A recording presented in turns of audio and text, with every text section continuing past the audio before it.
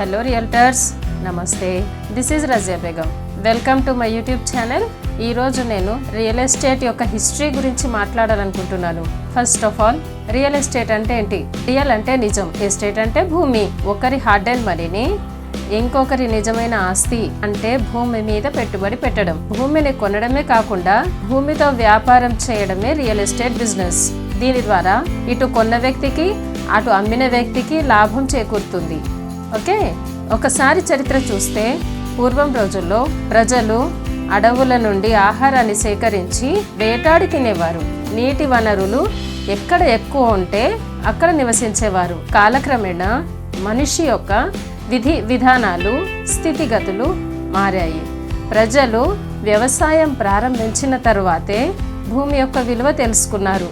పురాతన కాలం నుండే మహారాజులు చక్రవర్తులకు భూమి నుండి పన్ను అనేది ప్రధాన ఆదాయ వనరుగా ఉండేది. అప్పుడు ఈ రియల్ ఎస్టేట్ రంగం లేదు. దానికి బదులుగా 19వ శతాబ్దంలో జమీందారీ వ్యవస్థ ఉండేది.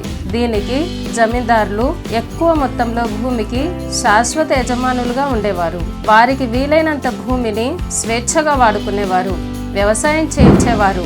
మొఘల్ సామ్రాజ్యంలో భూస్వాములనే జమీందారులు అని పిలిచేవారు. ఆ తర్వాత కౌలుదారీ వ్యవస్థ వచ్చింది. భూమిని పేద రైతులకు అద్దెగా ఇవ్వడం లాంటిది. ఫారెన్ కంట్రీస్లో ఇండస్ట్రియలైజేషన్ దెబ్బతినడం వల్ల ప్రజల్లో భూమిని సొంతం చేసుకోవడం, అద్దెకివ్వడం, అమ్మడం అనే భావనలు మొదలయ్యాయి. కానీ అప్పటికి కూడా అది ఒక వ్యాపారం అన్న ఆలోచన ప్రజల్లో లేదు. ఇక్కడ మన అదృష్టం ఏంటంటే భారతదేశానికి స్వాతంత్రం వచ్చిన తర్వాతే భారతదేశంలో రియల్ ఎస్టేట్ పరిశ్రమ అభివృద్ధి చెందింది. బ్రిటిష్ కాలంలో భూమిని ఎస్టేట్స్ అనడం మొదలుపెట్టారు. ఆ తర్వాత భారత ప్రభుత్వం రియల్ ఎస్టేట్ యొక్క ప్రాముఖ్యతను గుర్తించి 1966లో Maharashtra regional town and planning యాక్ట్ని ప్రవేశపెట్టింది. కాలక్రమేణా 1966 తర్వాత భూమి అనేది నివాస అవసరాల కోసం మాత్రమే కాకుండా పెట్టుబడిగా కూడా ప్రజలు భూమిని కొనుగోలు చేయడానికి ముందుకు వచ్చారు. అనేక ప్రభుత్వ సంస్థలు కొత్త విధి విధానాలను రూపొందించి రియల్ ఎస్టేట్ రంగాన్ని అభివృద్ధి చేయసాగాయి. అది ఇప్పటికీ కొత్త విధి విధానాలతో పెట్టుబడిదారునికి అమ్మకందారునికి నష్టం కలగకుండా లాభాలనే ఇస్తూ వస్తుంది. పూర్వం నుండి మన చరిత్రను ఒక్కసారి తిరిగి చూస్తే మన భారతదేశపు మహారాజులు చక్రవర్తులు ఆ తర్వాత వచ్చిన బ్రిటిష్ ప్రభుత్వం కూడా భూమిని దాని విలువను గురించి ప్రత్యక్షంగాను పరోక్షంగాను మనకు చెప్తూనే ఉన్నారు.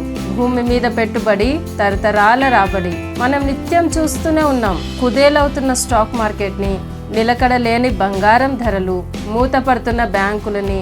కానీ ఎప్పటికీ సుస్థిరమైనది భూమి మాత్రమే. కాబట్టి భూమి కంటే విలువైనది మరొకటి లేదు. సో రియల్టర్స్, నా వీడియో కనుక మీకు నచ్చినట్లయితే please like, share and subscribe my channel. Thank you.